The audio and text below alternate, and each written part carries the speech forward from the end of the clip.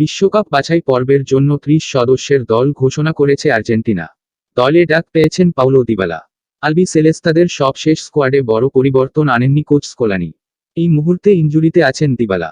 কিন্তু বিশ্বকাপ বাছাইয়ের ম্যাচের জন্য আর্জেন্টিনায় রাখা হয়েছে উভেন্টাসের এই ফরোয়ার্ডকে। ইনজুরি মুক্ত হয়ে দলে ফিরেছেন এস্তেবান আন্দ্রাদা।